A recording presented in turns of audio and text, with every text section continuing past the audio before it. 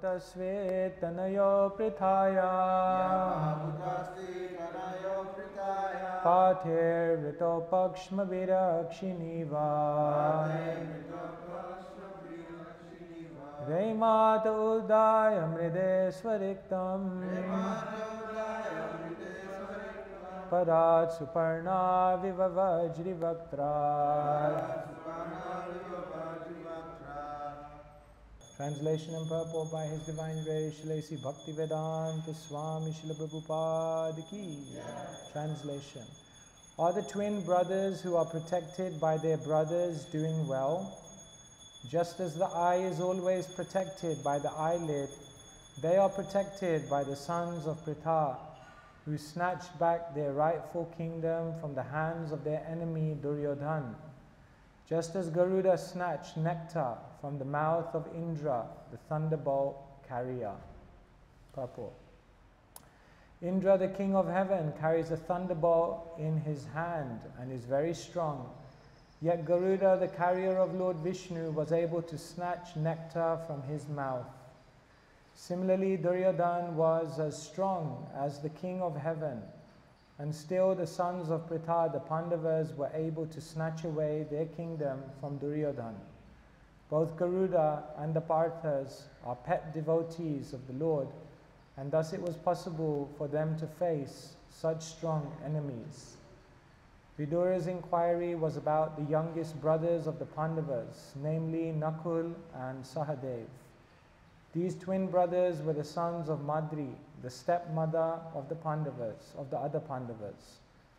But although they were stepbrothers, because Kunti took charge of them after the departure of Madri with her husband Maharaj Pandu, Nakul and Sahadev were as good as the other three Pandavas, Yudhishthira, Bhima and Arjun. The five brothers are known in the world as regular brothers. The three elder Pandavas took care of the younger brothers, just as the eyelid takes care of the eye. Vidura was anxious to know whether, after winning back their own kingdom from the hands of Duryodhan, the younger brothers were still living happily under the care of the elder brothers. Srila Prabhupada Ki. Vidura was offended by Dhritarashtra. Vidura was offended by Duryodhan. He tried to give so much good advice, but they were not accepting. In fact, when Dhritarashtra would receive good advice, either be it from Krishna, from Vidura, or from others, he said, "This good advice you're giving me is like lightning. In the moment when you say it, there's immediate illumination. But the very next moment, I'm again in darkness of ignorance." Sometimes it's like that for us. Someone tells us something, we hear something in a class, or we read something in Srila Prabhupada's books, and it's immediate illumination. Prabhu, I got a realization. But then the very next moment, again, we're back to normal, back into ignorance. So Dhritarashtra was like that, blind. Not just physically blind, but blind to knowledge. And therefore, he also offended Vidura. And when Vidura was finally offended, yes. Thank you so much. When Vidura was finally offended, then Vidura decided, I will leave. I will go on pilgrimage. So Vidura decided to leave. He went all over India. He went to so many pilgrimage places. While he was away, the whole battle of Kurukshetra took place. So then Vidura came to the Yamuna. And at the Yamuna, Vidura met who? Uddhav. And when two devotees get together, what do? Talk about football? Talk about Krishna. Svayam tu na vitripyama uttama shloka vikrame yatrinvatam rasagyanam svadu svadu pade pade. The sages say we never tire to hear about Krishna, because this is not just gyan, this is rasa gyan. It's full of taste.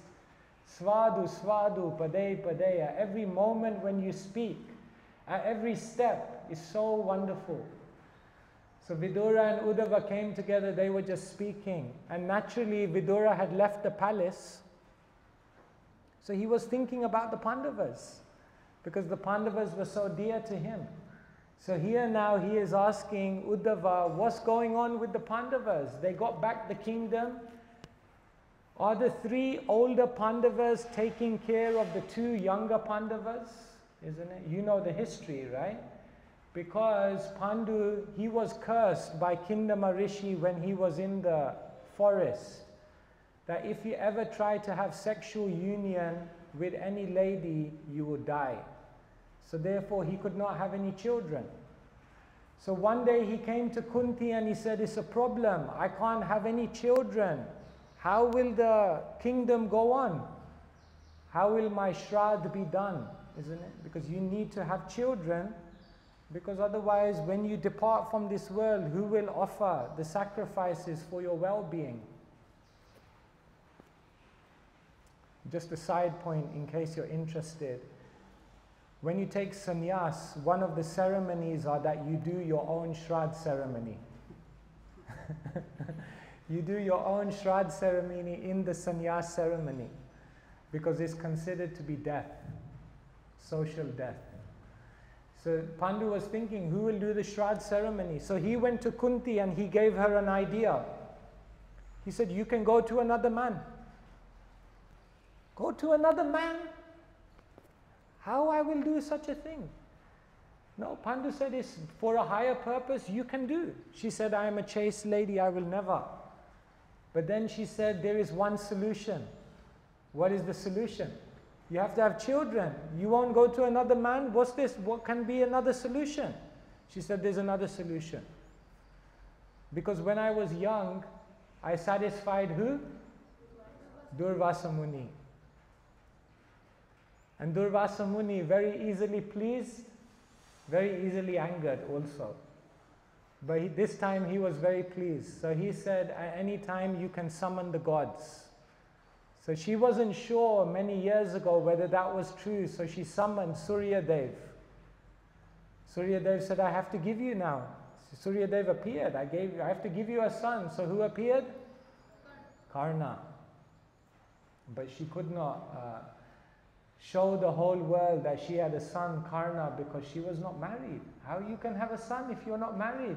That's unspeakable. So then Karna was cast away. But Kunti knew. So she said to Pandu, I have this boon, no problem. So then the first god she called was who? Dharmaraj, Yamaraj. And from Yamaraj, Yudhishthira was born. Then the second god that she called was who? Vayu. And from Vayu, who was born? Bhim. Strong. Then the third god that she called was Indra. And from Indra, who was born? Arjun. So she had three children like this. And they said, no, you have more boons, you can call again. So she refused. For 2 reasons she refused to have more than 3 children. You know the 2 reasons? First reason is, she said, it's unchaste for a lady to have contact with more than 3. So she said, I can't do.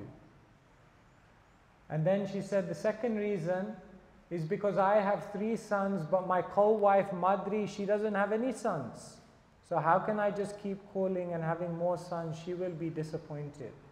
So then she said to Madri, you can use. And then Madri had 2 sons, Nakul and Sahadev. So that's the story of the Pandavas. From the Pandavas, you can learn many, many lessons. There are 5 Pandavas. So today, let me share you 5 lessons you can learn from the 5 Pandavas. First lesson, Srila Prabhupada gives here. The Pandavas were always inclusive. You see here, what is Vidura asking Uddhava? Did the 3 older brothers take care of the 2 younger brothers? he was thinking that maybe there would be a split in the family because the 3 older brothers were the sons of Kunti and they were more powerful, and the 2 younger brothers were the sons of Madri and they were less powerful.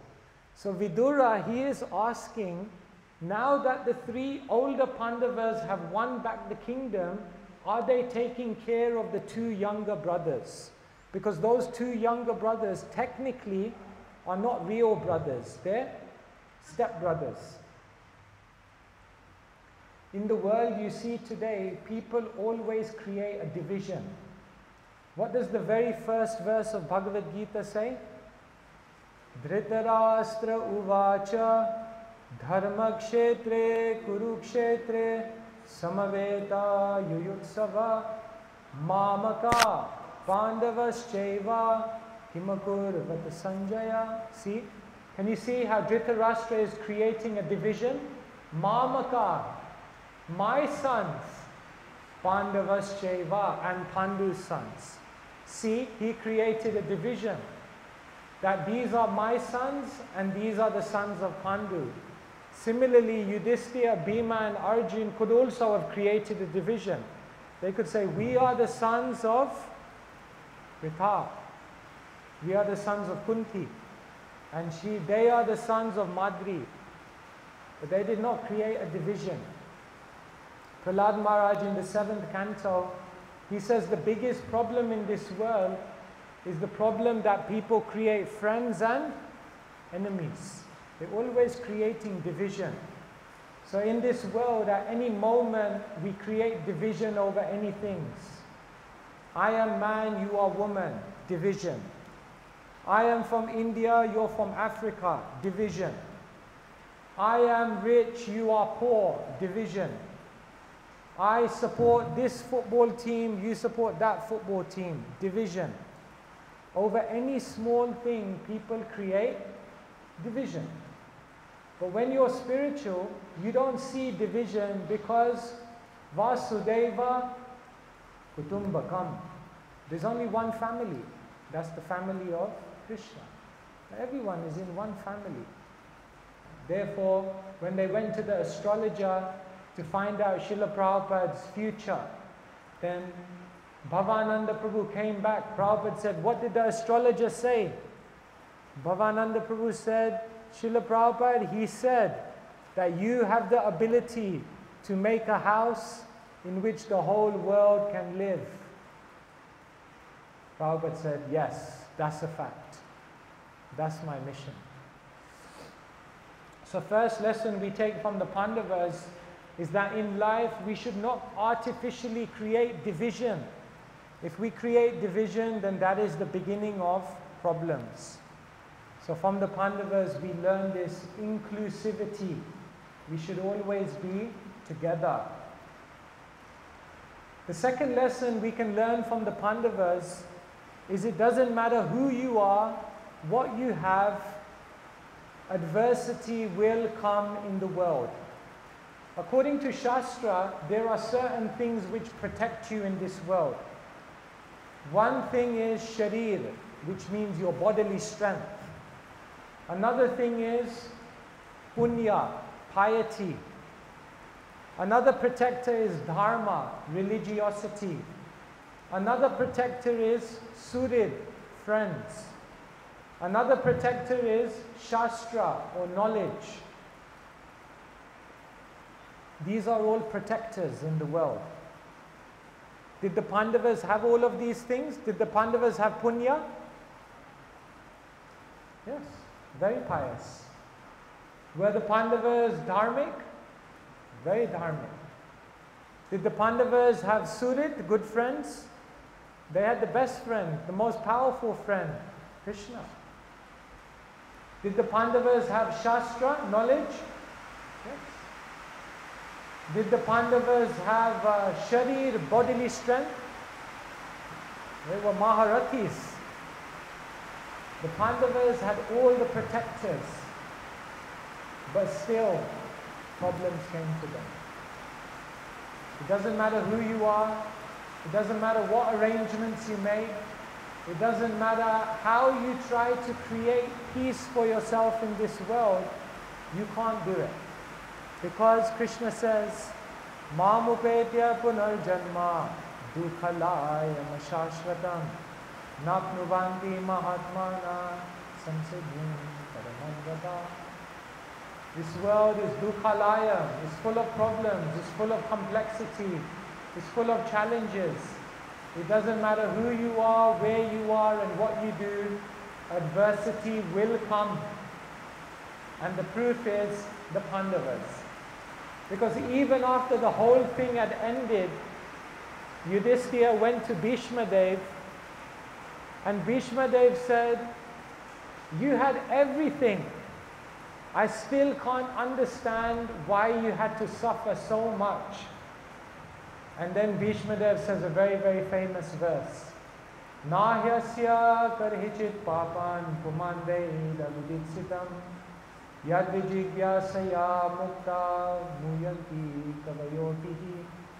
Yudhishthira looks at the Pandavas and he says, no one can understand the plan of Krishna. You had all the protectors, but still you had to go through so many difficulties. If you try to understand Krishna's plan, you will become muyanti, completely bewildered. Second lesson you learn from the Pandavas is adversity. Everyone has to go through problems in life. Third lesson you learn from the Pandavas is unity. See, the Pandavas, they always stayed together. Were the Pandavas very different in their character? Very different. Bhima was like completely passionate, completely strong. Bhima, he wanted to kill. He wanted to kill Dhritarashtra, Duryodhana, he was ready. But Yudhishthira was always holding him back. They all had very, very different personalities. Sometimes the Krishna consciousness movement is like that. There are so many different personalities. In any community, they say a community is like a sabji. In a sabji, you need different spices, isn't it? So some people, they are like salt. They're very humble. They are in the back. Some are like sugar. They're very, very sweet. Very, very nice. And then some people in the community, they are like chili. They're very hot-tempered, very passionate. Then some people are like haldi, turmeric. They give a lot of color, very eccentric. So in a community, you have so many different types of people. But all of these things you need in a sabji, isn't it? Otherwise you can't eat a sabji. Therefore in a community, you need all the variety, isn't it? Like in a garland, you need all different types of flower. Otherwise, if it's only one flower, it's not so beautiful. But then when they are different and they come together, but the key is they must be unified, must be together. So the Pandavas were like that, they were together. Who do you think was more unified, the Kauravas or the Pandavas? Who do you think was more unified? Pandavas? Kauravas? Pandavas? Anyone think the Kauravas? Anand Prabhu says Kauravas. So we have a dispute here. Stay unified. Actually, they were both unified. But they were both unified on different things. Bhaktivinoda Thakur, he says that there are 4 grades of religion. Religion which is bhaya, practice out of fear. Religion which is asha, based out of material desire. Religion which is kartavya, based out of duty. And religion, prema, which is based out of love. Bhaktivinoda Thakur says the Kauravas were united on the lower principles. The Kauravas were united because they had fear, and the Kauravas were united because they had material desire. In the material world, people are unified because they realized if we stay together, we will be able to overcome fear, and if we stay together, we will be able to achieve our material desires. Therefore, people in the world are unified, isn't it? But they're unified on a material basis.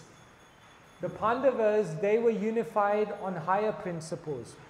Duty. No, because we have a duty to the kingdom. We have a duty to each other. We have a duty to our forefathers. But more than that, the Pandavas were united because of prema. They loved each other. Although they had differences, they did not always agree. They always stayed together. If you want to create unity on an immediate level, it's easier to do it out of fear and desire. But that kind of unity will never sustain. If you want to create unity on a higher level of duty and love, that takes longer to establish. But that kind of unity remains for a long time. And therefore, from the Pandavas, we learn the story of how to achieve real unity. The fourth lesson I want to share to you from the Pandavas is opportunity. The Pandavas in their life, they underwent so many difficulties, but in every difficulty, they saw an opportunity to get something amazing. I'll give you some examples. Bhima, when he was young, the Kauravas tried to kill Bhima. Do you remember how they tried to kill Bhima? Yeah, they gave him kheer with poison. When Bhima took the poison, what was the result? Yeah, and then what happened? Yes, and then what happened? He became more strong. You know, when you take an injection in the world, what do? Basically, what they're doing is they're injecting the virus into you. But they're injecting it into you in such a way that by taking the injection, I'm not saying everyone should take a COVID injection, just for the record. But when you take an injection, the idea is that the virus goes in you, and then what happens? You become what? Immune to the virus. So when Bhima was poisoned, they thought that was going to kill him, but the amazing thing is the poison made him even stronger. That's how you use, or that's how you see an opportunity in a difficulty. When the Pandavas went to Varnavat, and what were they trying to do there? What were the Kauravas trying to do there? Why did they want them to go to Varnavat? Because they were going to burn down the house. But what did the Pandavas do? How did they escape? They created a tunnel, isn't it? Underground. And then through that tunnel they went. And what was the result of escaping from Varnavat? What happened very next in the Mahabharata, in the story, after they escaped the house of Lak? The very next thing that happened is they eventually met Draupadi. So they ran away from the burning house. You can think, oh my God, the house is burning down. Or you can think, now Krishna is telling me to leave this burning house. Let me run away and let me see where Krishna is taking me. And when they were running away from Varnavat, the house, the burning house, ultimately Krishna was chasing them away so that they could ultimately find Draupadi. Finding an opportunity in a problem. The Pandavas were given Khandava Prastha. Khandava Prastha was like a barren land. There was nothing there. It was like a desert. But they did not think like we are the rightful heirs to the throne, we should have the best kingdom. They accepted whatever we achieved, whatever we got, let us make the best use of it. And finally, after all their piety, their dharma, and all their sacrifices, Khandava Prastha became Indraprastha. They took a very difficult situation and they achieved something very, very amazing from it. Indraprastha. the land of Indra, the land where the opulence of heavens has descended. The Pandavas were exiled into the forest, isn't it? But what was the net result of them being exiled into the forest? They met the sages, and who else did they meet? The demigods. Excellent. And what did they get from the demigods? Weapons. And what did they get from the sages? You don't know that one? Knowledge. They got wisdom. So someone could say, oh, I've been exiled to the forest, very, very bad. The Pandavas just accepted it, and in the forest they met the sages and got all this wisdom, and they met the demigods and got the weapons. Where else would they have got an opportunity to achieve such things?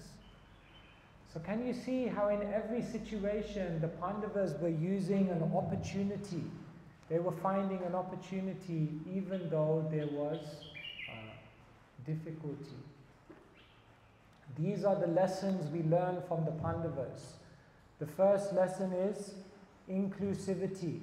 They never created barriers amongst themselves. They were always together. The next lesson we learn is adversity. It doesn't matter who you are, where you are, there will always be problems. The third thing we learn from them is unity. They always stayed together. The fourth lesson we learn from them is opportunity. They always found opportunities even in difficulty. And the fifth and final lesson is that the Pandavas never held any negativity. The Bhagavatam says, Tirashkrita vipralabdha kshapta kshipta hata api nasyatat pratikurvanti tadbhakta prabhavotihi. This verse appears when Parikshit is cursed. And Parikshit says, even if the devotees are tirashkrita, defamed, vipralabdha, cheated, kshapta, cursed, kshipta, neglected, hata api, attacked and killed, nasya tat pratikurvanti tad bhakta prabhavotihi. They never try to get revenge. They never hold any negativity. They never hold any bitterness towards anyone else. So were the Pandavas tirashkrita, were they defamed? How were they defamed? They were sent into exile. They had to go into incognito. Arjuna had to become an apsara, dance teacher. Isn't that defamation? Vipralabdha, were the Pandavas cheated? Who was the one that cheated them the most? Shakuni. Shakuni cheated them in the gambling match. Shipta, were they neglected? Yes, they were. In the gambling hall, all the elders could have spoken out in their defense. But did they? They didn't. Neglected. Hata api, did they try to kill the Pandavas? So many attempts on their life, assassination attempts. But did the Pandavas ever try to get revenge? No. They were always just trying to see how can we make a compromise. They came to Duryodhana and they said, okay, just give us half the kingdom. Duryodhana said, no. Okay, then just give us 5 villages. No. Duryodhana said, I won't give you enough land through which you can even pierce a pin. He's good, huh? He knows Mahabharata. Very good. Oh, that's Anandaprabhu's son. Yes, we are very hopeful for the future. Yes, I won't even give you enough land that you can pierce a needle through. Therefore, the Pandavas then, they had to go to war because there was no other option. But that was the last resort. They never kept any negativity. They never kept any bad feeling.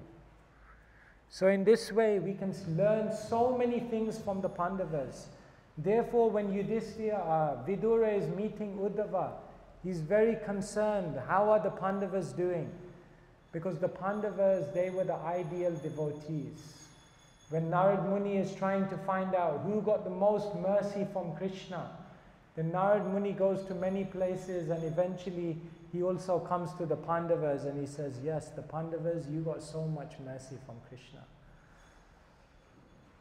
But of course the Pandavas are very, very humble. When Narad Muni comes to them in Bhagavatamrita, Pandavas say, no, we did not get the most amount of mercy, because Krishna was forced to be with us, because Krishna says, Yada yada hi dharmasya glanir bhavati bharata. I come to this world to re-establish religion. The Pandavas say Krishna had to work with us because we were the kings. He had no choice, he had to. But the ones that got more mercy than us were the Yadavas, because they were Krishna's own family. And then when Narad Muni goes to the Yadavas said, no, we didn't get the most mercy. There was one amongst us who got the most mercy. And who's that? Uddhava. And then when Narad Muni goes to Uddhava, Uddhava says, no, I didn't get the most mercy. I thought I was elevated, but then Krishna sent me to Vrindavan to send a message. And when I went to Vrindavan, I thought I would go and teach them something there, but then I realized Krishna sent me to Vrindavan so that I could learn something. And who did Uddhava learn from in Vrindavan? The gopis, because he said their love is unparalleled. So like this, every devotee is thinking every other devotee has more love than them. But clearly the Pandavas have so much love for Krishna. And just by hearing from their life, we can learn so many lessons. Hare Krishna, Krishna Krishna, Hare Hare, Hare Rama, Rama Rama, Hare Hare. Srila Prabhupada ki jai. Any questions, comments, or reflections that anyone has? Maharaj started the class by speaking about Vidura. And I was just thinking, why is family attachment so deep that he was insulted so much? Yet he couldn't give up his family attachment. He had to come back to try and give knowledge to Dhritarashtra. So does this mean if you're insulted also spiritually, you should just come back, keep on coming back? Why can't you just leave? Why should you keep on coming back? Well, you can see that Vidura came back because of family attachment, or you can see that Vidura came back because of intense compassion. Vidura did not come back to Hastinapur because he was attached. Vidura came back to Hastinapur because he thought, let me give one more chance. A Vaishnava is never closing the door. A Vaishnava, like I was mentioning in Nairobi, always keeps the door open, always gives a chance. So Vidura, in his mind, he thought, maybe now all the sons of Dhritarashtra have been killed. Maybe, just maybe now, he will listen.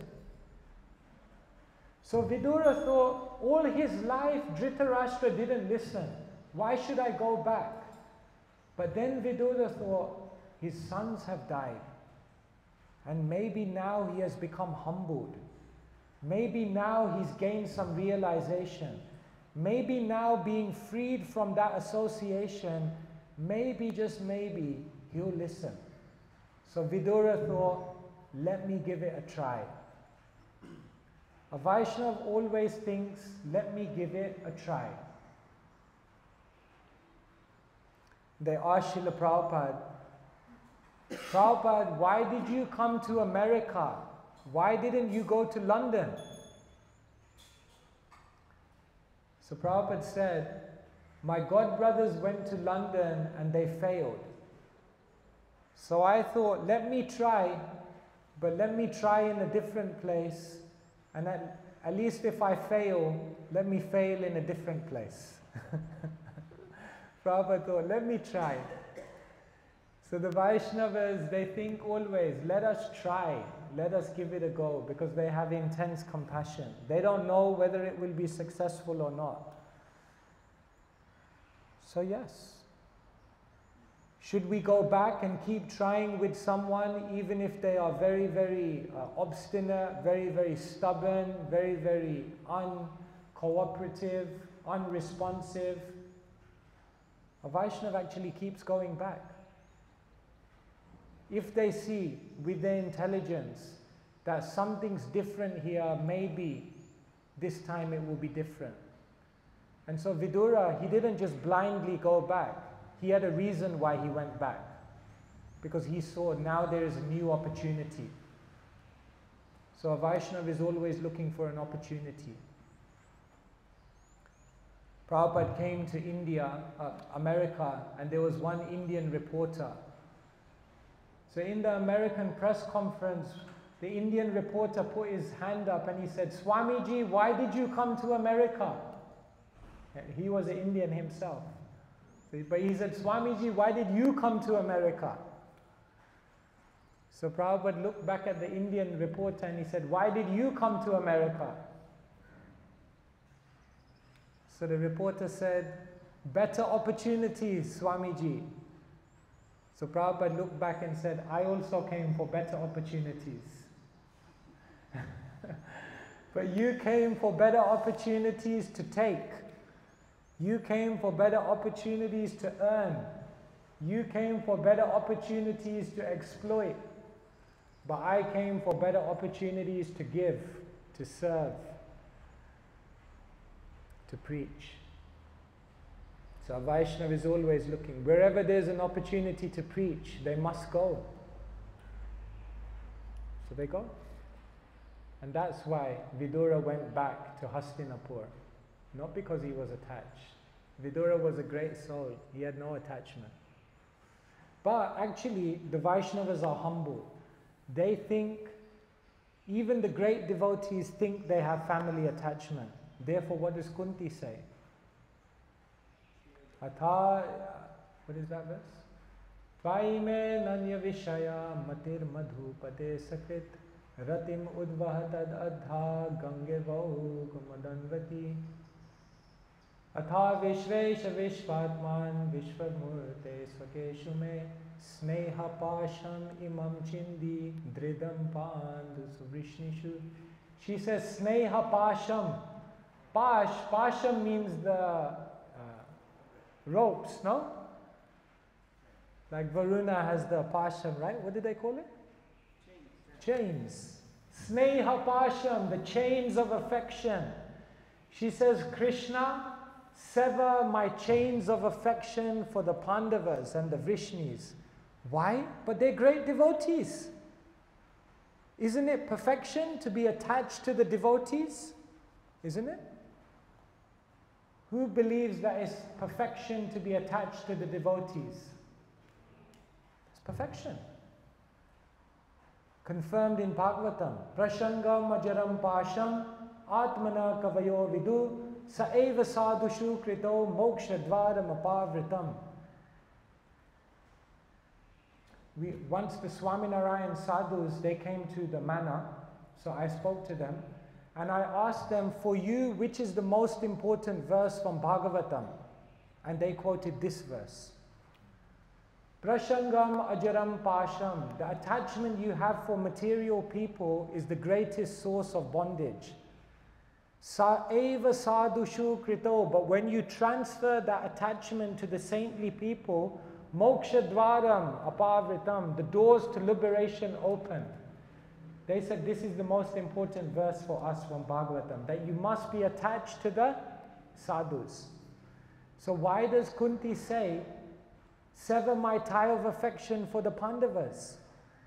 Because she is saying, even though they're great devotees, because I am their mother, naturally I may not just see them as devotees, I may see them as my children. And immediately when you see them as your children, then there can be some aspect of the bodily identification. And therefore she says, Sneha pasham imam chindi, sever my tie of affection. Very interesting.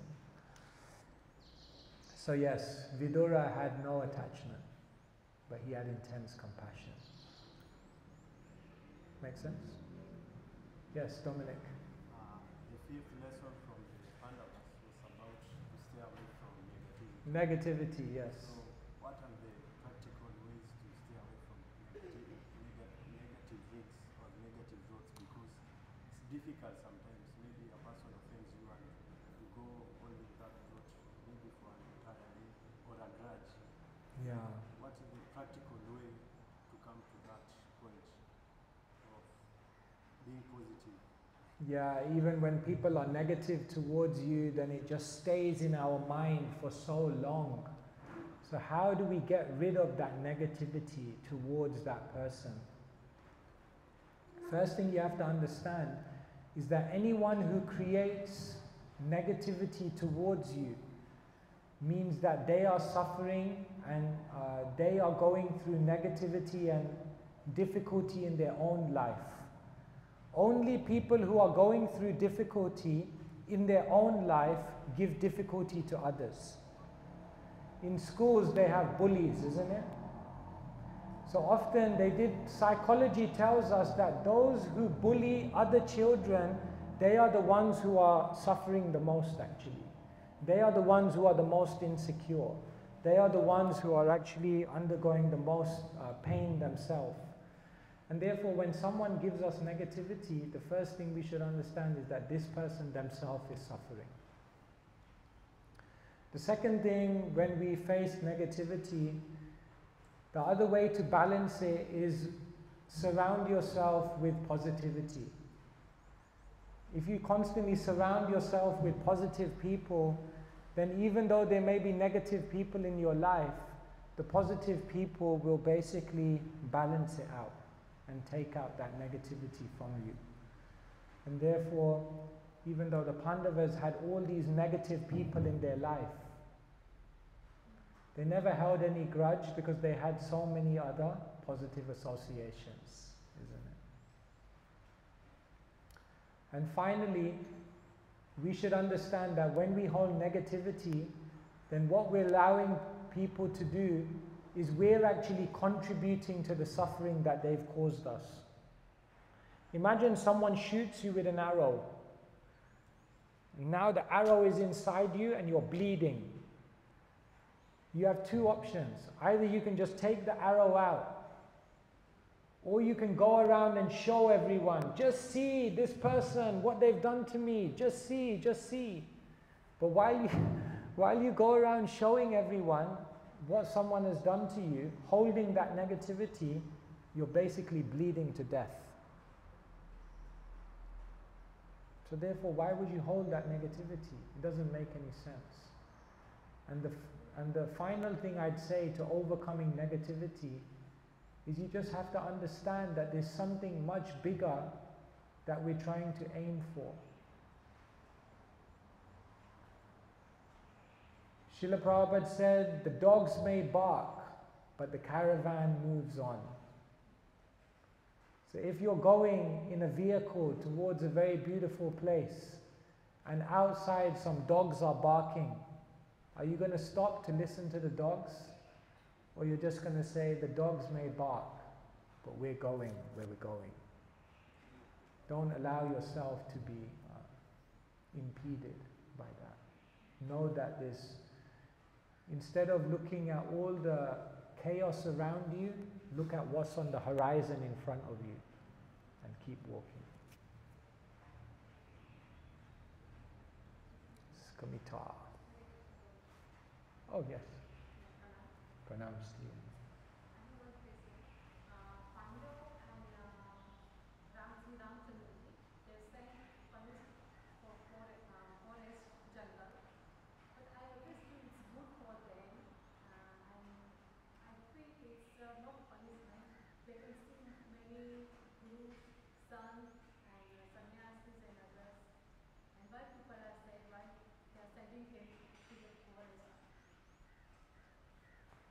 So you always saw that when Pandu and Ram, they were sent to the forest, it's a nice thing, it's nice to be in the forest.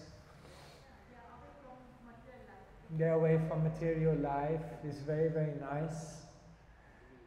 First thing we have to understand is forest doesn't mean like this. You see, sometimes we think forest means like Mombasa beach. Forest, first thing to understand, forest is a very dangerous place.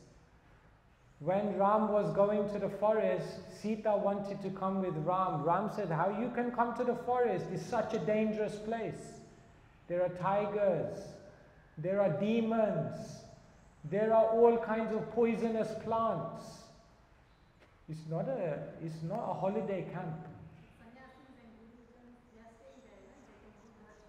They are doing, but it's tapa, it's austerity. Forest means tapavan. It's a place of tapasya. It's not an easy place. First thing is that we must understand that going to the forest is not a holiday. This is not, it's not a theme park. This is like, it's a very heavy place. The forest is dangerous. But this is first thing. But Sita Devi said, no. Sita Devi says something very nice in Ramayana. Ram says, how you can come to the forest? Sita says, I love you. Ayodhya without you is like the forest. And the forest with you is like Ayodhya. So if you want me to stay in the safety of Ayodhya, you keep me with you, even if you're in the forest. So first thing is the forest is a dangerous place. Second thing is, going to the forest means you have all these beautiful relationships of love. What is more difficult than separation? This is not material separation. This is spiritual separation. Bharat and Ram had such love. Once, many years ago, we went to Kumbh Mela, and on the way to Kumbh Mela, we stopped at Chitrakoot. So in Chitrakoot, you can see Ram Bharat Milap. It's the place where Bharat came to meet Ram, to say, come back. This is very emotional place, because Bharat, it was so painful for him. What can be more painful than the separation from a devotee? This is the most painful. Mahaprabhu asked Ramananda Rai, what is the most painful thing in the world? And Ramananda Rai says, separation from a devotee. Kone madhya dukkha. Amongst all types of dukkha, this is the biggest dukkha. So when Ram and Pandavas are leaving the kingdom for the forest, these are the dimensions of why it's such a difficult thing. Yet you're right. They learn how in that difficulty to find opportunity. But it's not easy. And yes, the tapasvis, they go to the forest. But we have to understand it's also tapasya. It's not easy. But it's a very happy life as well. Renounced life is difficult life and very easy life at the same time. It's difficult life, tapasya, but it's very happy life. No anxieties, but difficult also, but easy also. Difficult, easy, both. Yes. Most of the kings, they go to jungle, forest for south After, yes, they go to the north. Bhagavatam says they headed for the north. Vanprastha. So yes, Panchasurdhvam Vanam Vrajet. At the age of 50, Vanam Vrajet, you must go to the forest. So this is nice. Prabhupada says you can go to Vrindavan, the forest of Krishna. So yes, we must go. Everyone ultimately has to go to the forest. Everyone has to go. Age 50. Close the shop. Now the shop is closed. It doesn't matter if customers are outside of the door. No, there are still customers. Doesn't matter. There will always be customers. isn't it? Like in London, all the Indians have the corner shops, Patel corner shop. And they stay open for the longest number of hours. They are open all day.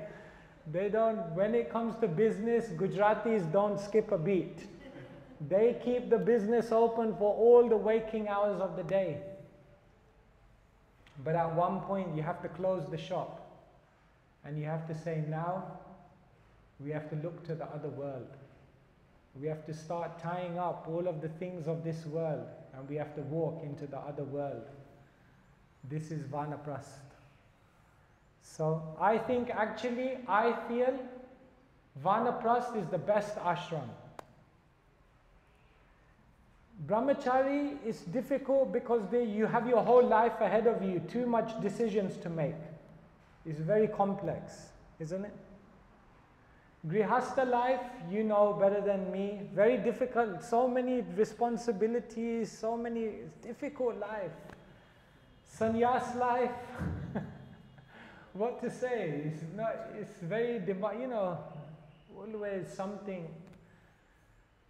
Vanaprastha life is best ashram. All decisions have been made, all complexity is gone, and you don't have the difficulties of sannyas life. It's a very nice life, best life to serve Krishna. So everyone should look forward to Vanaprastha. Go to the forest. This is it. Stay here. This is the best. Vrindavan. Prabhupada said every temple is an embassy of the spiritual world. So the temple is Vrindavan. So just stay here, Mataji, and make garlands for Krishna. And make your life is already successful, and it will become more and more successful.